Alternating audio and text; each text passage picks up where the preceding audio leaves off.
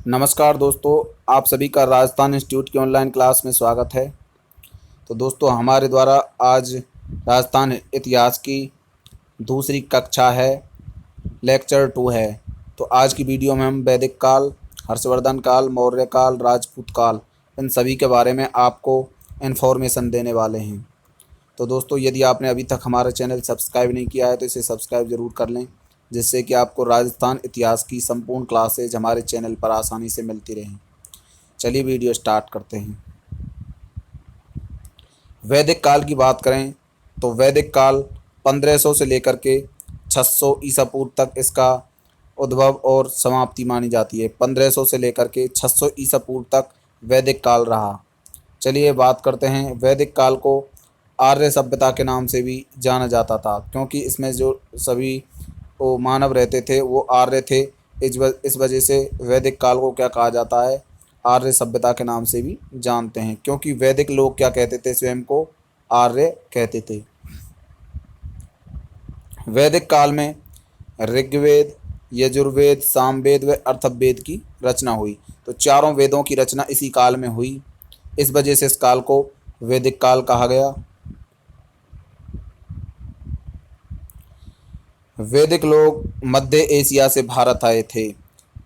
वैदिक काल का प्रारंभिक समय ऋग्वैदिक काल। वैदिक काल दो भागों में बटा हुआ है, एक तो ऋग्वैदिक काल और दूसरा है दोस्तों उत्तर वैदिक काल। ऋग्वैदिक काल और दूसरा उत्तर वैदिक काल। ऋग्वैदिक काल का समय जो माना गया 1500 से लेकर के 1000 ईसा पूर्व कहलाता है। ये तो हो गया ऋग्वैदिक काल का समय, 1500 से लेकर के 1000 ईसा पूर्व। ऋग्वैदिक काल में आर्य संस्कृति का मूल केंद्र सप्त सैंधव प्रदेश था, जिसे वर्तमान में पंजाब के नाम से जाना जाता है। तो इनका मूल केंद्र जो था पंजाब था, सप्त सैंधव प्रदेश था। ऋग्वैदिक काल के बाद का समय उत्तर वैदिक काल कहलाता है, जिसका समय है 1000 से लेकर के 600 ईसा पूर्व। तो हम कह सकते हैं कि ऋग्वैदिक काल 1500 से 1000 ईसा पूर्व और उत्तर वैदिक काल 1000 से 600 ईसा पूर्व। वैदिक काल कहें तो 1500 से लेकर के 600 ईसा पूर्व के मध्य का काल क्या कहलाता है, वैदिक काल कहलाता है। तो ऋग्वेद के बाद का समय उत्तर वैदिक काल कहलाता है। उत्तर वैदिक काल में आर्य संस्कृति का मूल केंद्र गंगा यमुना दोआब क्षेत्र हो गया। तो गंगा यमुना दोआब क्षेत्र था, आर्य संस्कृति का मूल केंद्र था, जो कि उत्तर वैदिक काल में मूल केंद्र था। अब वैदिक काल से संबंधित कुछ अवशेष यहाँ राजस्थान में भी प्राप्त हुए हैं, जैसे कि जोधपुरा और विराटनगर, दो स्थान है जयपुर में। जोधपुरा और विराटनगर जयपुर में वैदिक काल के अवशेष मिले हैं। विराटनगर में सर्वप्रथम उत्खनन जो करवाया था दयाराम साहनी ने करवाया था। जोधपुरा सावी नदी के किनारे स्थित है। जोधपुरा स्थान जो है जयपुर में सावी नदी के किनारे स्थित है, जहाँ एक सभ्यता थी जिसके अवशेष हमको इस स्थान से प्राप्त हुए हैं। दूसरे वैदिक काल के अवशेष हमको नौहों भरतपुर से मिले हैं। कई यहाँ चांदी के सिक्के प्राप्त हुए हैं। सुनारी झुंझुनू में भी हमको वैदिक कालीन सभ्यता के अवशेष प्राप्त हुए हैं। तो ये स्थान आपको याद रखने होंगे, क्योंकि एग्जाम में अक्सर ये सीधे सीधे पूछ लिए जाते हैं, निम्न में से कौन सी सभ्यता से या फिर कौन से स्थान से वैदिक काल के अवशेष प्राप्त हुए हैं। तो ये आपको याद रखना है, जोधपुरा और विराटनगर जयपुर, नौ भरतपुर, सुनारी झुंझुनू।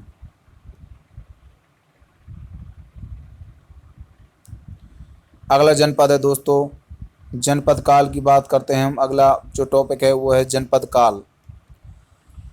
तो जनपद काल के भी क्वेश्चंस जो हैं राजस्थान इतिहास में अक्सर पूछ लिए जाते हैं, जैसे कि यहाँ पे जनपद का आपको नाम दिया हुआ है, यहाँ राजधानी है और यहाँ इनमें कौन कौन से वर्तमान स्थान हैं। तो जनपद की बात करें तो सूरसेन जनपद जो था उसकी राजधानी थी मथुरा, और वर्तमान में सूरसेन जनपद जो नाम था पहले जनपद जो था ये सूरसेन, उस सूरसेन जनपद में वर्तमान के 3 जिले आते थे, भरतपुर, धौलपुर और करौली। भरतपुर, धौलपुर और करौली ये तीनों जिले प्राचीन समय में सूरसेन जनपद में आते थे, जिसकी राजधानी थी मथुरा जिसकी राजधानी थी। तो उस सूरसेन जनपद में मथुरा जिसकी राजधानी थी उसमें भरतपुर, धौलपुर और करौली जिले आते थे। नेक्स्ट है जांगल प्रदेश, जिसकी जो राजधानी थी वो थी अहिछत्रपुर। बीकानेर और नागौर दो जिले इसमें प्राचीन समय में आते थे। तो जांगल प्रदेश में बीकानेर और नागौर आते थे। तो आपसे क्वेश्चन पूछ लिया जाएगा कि जांगल प्रदेश की राजधानी क्या है? अहिछत्रपुर, जो कि नागौर में है। या फिर आपसे पूछा जाएगा कि निम्न में से कौन सा जिला जो है जांगल प्रदेश में आता है। आपको चार ऑप्शन दे दिए जाएंगे, तो उनमें से एक इसमें से जिला का नाम होगा। जैसे बीकानेर का रख दिया, तीन अन्य जिले होंगे, तो आपको करेक्ट ऑप्शन छांटना होगा। तो आपको इस प्रकार से ये याद रखने होंगे, जिससे कि आपका प्रत्येक क्वेश्चन जो है आसानी से सॉल्व हो जाए। तो बीकानेर और नागौर जांगल प्रदेश में आते हैं, अहिछत्रपुर राजधानी है। मत्स्य जनपद की बात करें तो मत्स्य जनपद की राजधानी थी विराटनगर। मत्स्य जनपद की राजधानी थी विराटनगर। जयपुर, दौसा और अलवर तीन जिले इसमें आते हैं, जयपुर, दौसा और अलवर मत्स्य जनपद में। अगला है अर्बुद देश। अर्बुद देश की बात की जाए तो इसकी राजधानी थी चंद्रावती। अर्बुद देश की राजधानी थी चंद्रावती और इसमें सिरोही जिला आता था। अर्बुद देश में कौन सा जिला आता था? जिला आता है सिरोही जिला आता है। तो पहले इसमें सिरोही जिला था अर्बुद देश में, जिसकी राजधानी क्या थी? चंद्रावती थी। योध्या जनपद की बात की जाए तो योध्या जनपद में गंगानगर और हनुमानगढ़ दो जिले आते थे।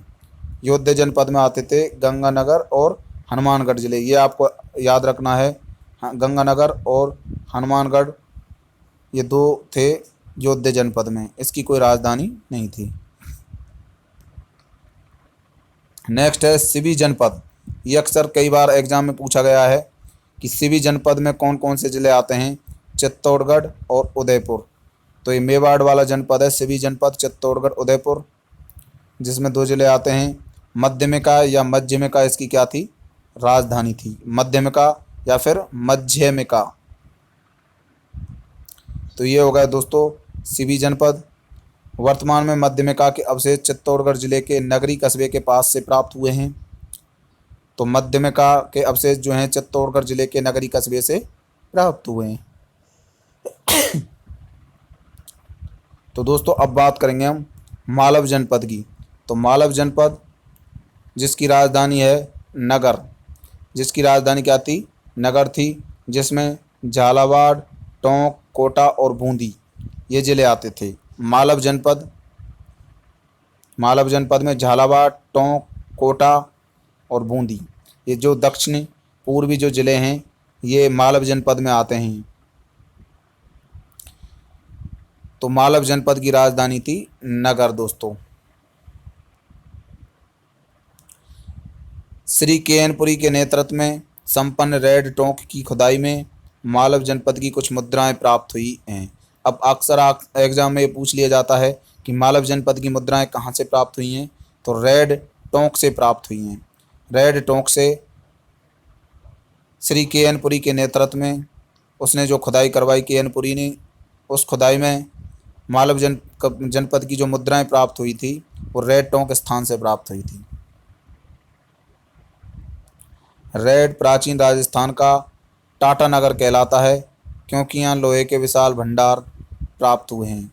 तो रेड प्राचीन राजस्थान कैसे टाटानगर कहा जाता है? क्योंकि यहाँ लोहे के विशाल भंडार प्राप्त हुए हैं। तो टाटानगर एक स्थान है जहाँ लोहे के भंडार बहुत ज़्यादा मात्रा में मिलते हैं। तो उसी प्रकार राजस्थान में भी रेड स्थान जो है वो वहाँ पर भी लोहे के विशाल भंडार प्राप्त हुए हैं। इस वजह से इसे राजस्थान का टाटानगर कहा जाता है। विराटनगर से यूनान के राजा मिनांडर की मुद्राएं प्राप्त हुई हैं। तो दोस्तों ये RS प्री में एक बार पूछा गया है कि मिनांडर जो कि एक यूनान का राजा था, जिसकी मुद्राएं राजस्थान के कौन से स्थान से प्राप्त हुई हैं? तो वो प्राप्त हुई दोस्तों विराटनगर, जयपुर से। विराटनगर से यूनानी राजा मिनांडर की मुद्राएं प्राप्त हुई हैं।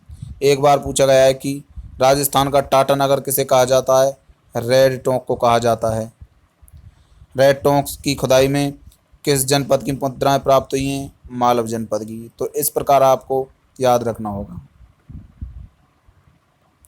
नेक्स्ट है मौर्य काल। चलो मौर्य काल के बारे में आपको इन्फॉर्मेशन देते हैं, लेकिन आपको व्याख्या सहित यदि मौर्य काल पढ़ना है तो प्राचीन भारत के इतिहास में आप इसको संपूर्ण जानकारी जो है इसकी आप डिटेल से प्राप्त कर सकेंगे।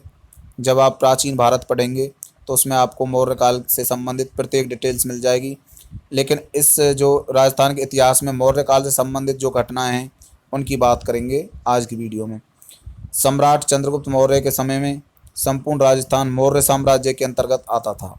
जब सम्राट चंद्रगुप्त मौर्य का शासन चलता था तो उस समय राजस्थान भी मौर्य साम्राज्य में आता था। सम्राट अशोक के समय में विराटनगर एक महान बौद्ध नगरी के रूप में जाना जाता था। विराटनगर से प्राप्त एक भाब्रू शिलालेख विराटनगर से एक भाब्रू शिलालेख से पता चलता है कि सम्राट अशोक बौद्ध धर्म को मानने वाले थे। तो भाब्रू शिलालेख से हमको ये इन्फॉर्मेशन मिली है कि सम्राट अशोक जो है बौद्ध धर्म को मानते थे। भाब्रू शिलालेख की खोज 1840 में कैप्टन बर्ट ने की। दोस्तों यहाँ आपको करेक्शन करना होगा, 1840 की जगह 1837 करना होगा, क्योंकि कई बुक्स में 1840 की जगह 1837 लिखा हुआ है, जो कि ज़्यादातर एग्जाम में पूछा गया है 1837। तो इसका करेक्ट ऑप्शन जो आपको करना होगा वो करना होगा 1837। कैप्टन बर्ट ने भाब्रू शिलालेख की खोज की। भाब्रू शिलालेख विराटनगर जयपुर से प्राप्त हुआ है।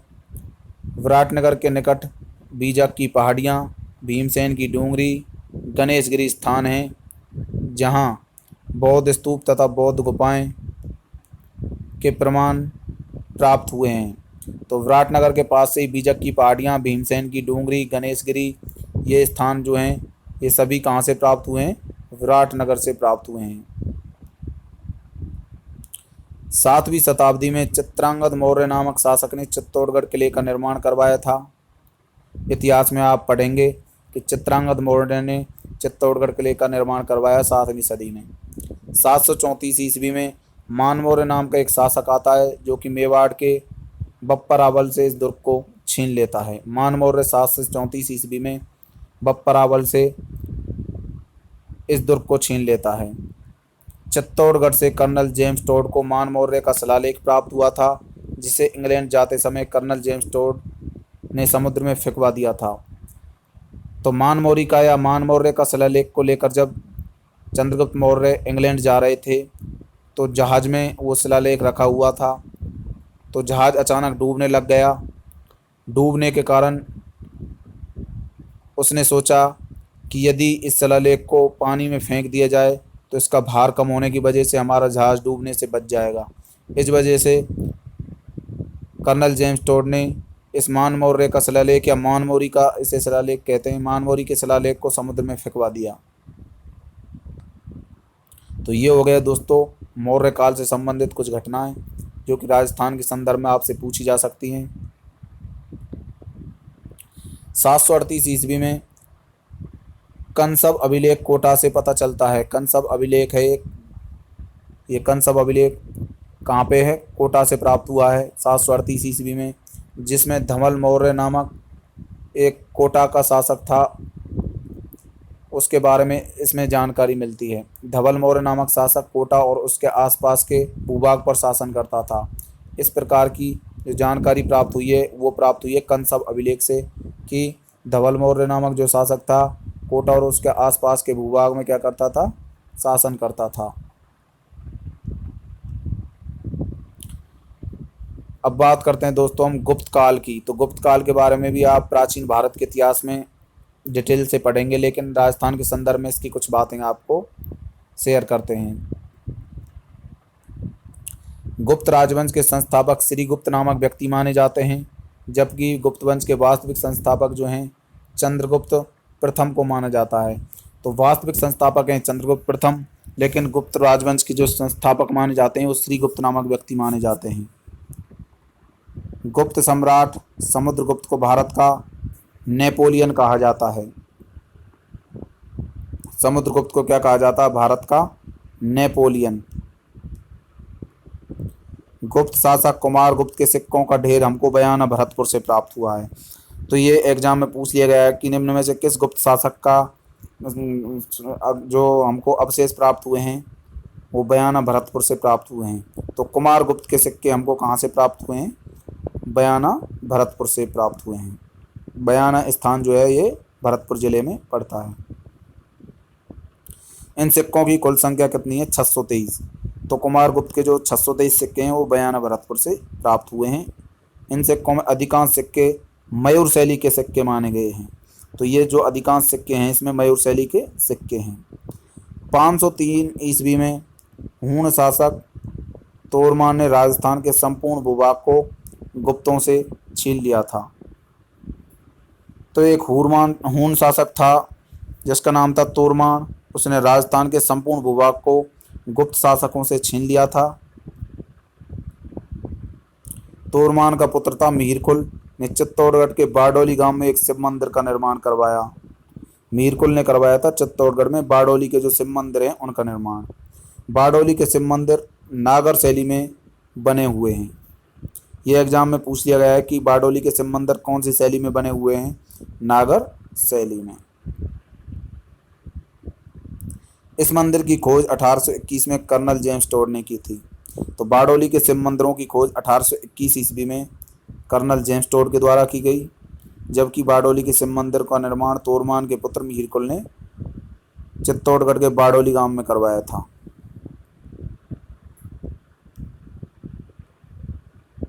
अब बात करते हैं दोस्तों हर्षवर्धन काल के बारे में। सम्राट हर्षवर्धन भारत का अंतिम हिंदू प्रतापी शासक कहलाते हैं। तो आप प्राचीन इतिहास, जब संपूर्ण इतिहास को आप डिटेल से पढ़ेंगे तो उसमें आप हर्षवर्धन के बारे में जान पाएंगे कि लास्ट जो अंतिम हिंदू शासक था तो वो था हर्षवर्धन। इसके बाद कोई शक्तिशाली हिंदू शासक नहीं पैदा हुआ। सम्राट हर्षवर्धन के शासनकाल में 629 ईस्वी में चीनी यात्री हेनसांग, जिसको युवान च्वांग भी कहते हैं, ने भारत की यात्रा की थी। तो हर्षवर्धन के शासनकाल में 629 ईस्वी में चीन का एक यात्री आया था जिसका नाम था हेनसांग। हेनसांग को यात्रियों का राजकुमार कहा जाता है। हेनसांग यात्रियों का राजकुमार कहलाता है। हेनसांग ने अपने संपूर्ण भारत यात्रा का विवरण अपने ग्रंथ सीयूकी में किया है। तो हेनसांग ने अपने एक ग्रंथ सीयूकी नामक ग्रंथ में अपने संपूर्ण यात्रा का विवरण दिया है। हेनसांग ने अपनी जो संपूर्ण भारत यात्रा की थी उसका वर्णन अपने ग्रंथ सीयूकी में किया है। हेनसांग ने 634 ईस्वी में विराटनगर तथा 641 ईस्वी में भीनमाल की यात्रा की थी। 634 में तो विराटनगर की यात्रा, 641 में भीनमाल जालौर की यात्रा की थी। हेनसांग के अनुसार भीनमाल पर चावड़ा वंश के शासकों का शासन चलता था। हेनसांग ने बताया कि भीनमाल जालौर पर चामुंडा वंश के शासक शासन करते थे। हेनसांग ने भीनमाल को अपने ग्रंथ में पोलो मिलो नाम दिया। पोलो मिलो नाम जो दिया था वो हेनसांग ने दिया था भीनमाल जालौर को।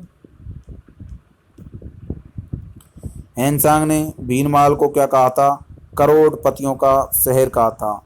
तो करोड़पतियों का शहर हेनसांग ने भीनमाल को कहा था क्योंकि यहाँ जो लोग रहते थे वो समृद्ध लोग थे। अब बात करते हैं दोस्तों राजपूत काल, जो कि आपके एग्जाम के लिए बहुत ज़्यादा इम्पोर्टेंट है। 7 से लेकर के 12वीं शताब्दी के मध्य भारत में कई राजपूत राजवंशों का उदय हुआ, इसलिए इसे राजपूत काल कहा जाता है। क्योंकि राजपूत काल के समय जो कि 7 से 12वीं शताब्दी राजपूत काल माना जाता है, 7 से लेकर के 12वीं शताब्दी तक राजस्थान में कई राजपूत राजवंश हुए, इस वजह से इसे राजपूत काल कहा जाता है। राजपूतों की उत्पत्ति से संबंधित निम्न सिद्धांत प्रचलित हैं। पहला सिद्धांत है चंद्रबरदाई के अनुसार राजपूतों की उत्पत्ति जो हुई अग्निकुंड से हुई है, जिसके अनुसार ऋषि वशिष्ठ ने आबू पर्वत पर यज्ञ करके निम्न 4 राजपूत योद्धाओं को उत्पन्न किया। तो चंद्रबरदाई ने बताया कि राजपूतों की उत्पत्ति किससे हुई है? अग्निकुंड से हुई है। एक वशिष्ठ ऋषि नाम का एक साधु था जिसने आबू पर्वत पर क्या किया, यज्ञ किया। उस यज्ञ में अग्निकुंड से 4 राजपूत उत्पन्न हुए। तो 4 राजपूत जाति पैदा हुई। ऋषि वशिष्ठ ने 4 राजपूत जो जाति पैदा हुई थी उनका नाम रखा था प्रतिहार, या जिन्हें हम गुर्जर प्रतिहार कहते हैं, परमार या जिन्हें पंवार के नाम से भी जाना जाता है, चालुक्य जिन्हें सोलंकी भी कहते हैं, चाहवान जिन्हें चौहान के नाम से भी जानते हैं।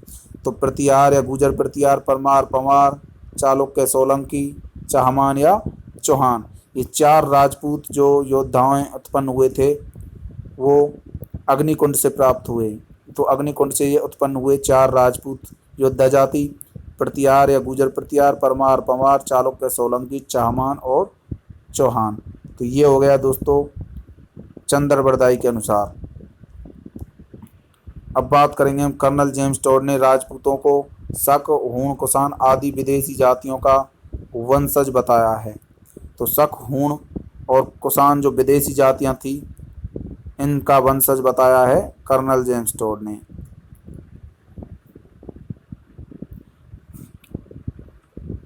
तो दोस्तों देखिए, कर्नल जेम्स टोड क्या है, खुद विदेशी है, इंग्लैंड से आया था ये। तो कर्नल जेम्स टोड खुद विदेशी है, तो ये क्या बताएगा, राजपूतों को विदेशी जातियों का ही वंशज बताएगा, क्योंकि विदेशी आदमी विदेशी जातियों का ही वंशज बताएगा। तो शक, हूण, कुषाण ये भी विदेशी थे।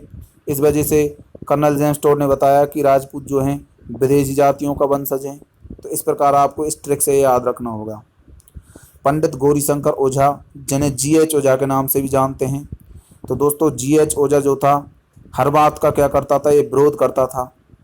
जो भी बात आती थी इतिहास में उन सभी का विरोध इस पंडित गौरीशंकर ओझा ने किया।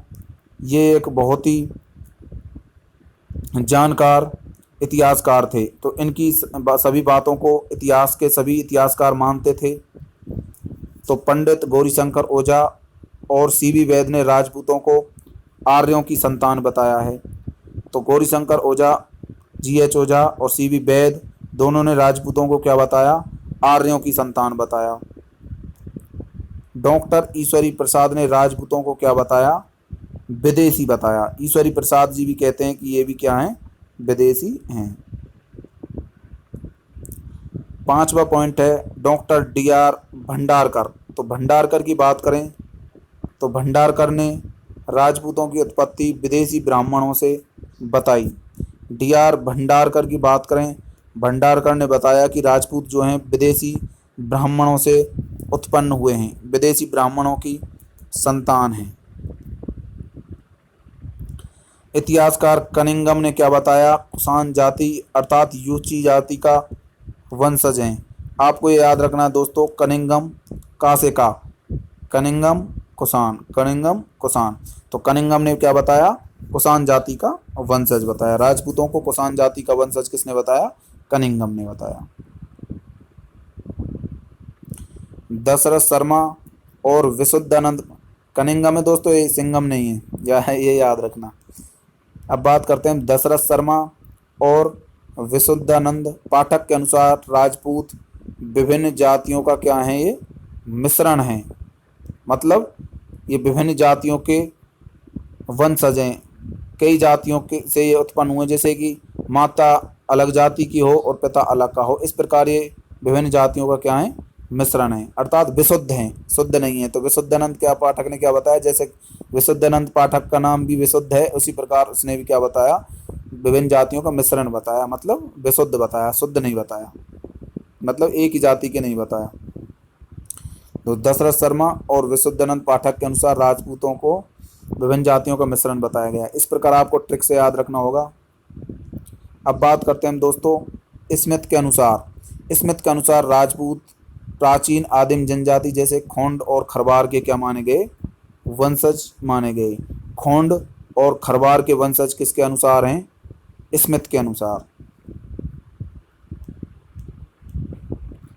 लास्ट है दोस्तों VD चट्टोपाध्याय।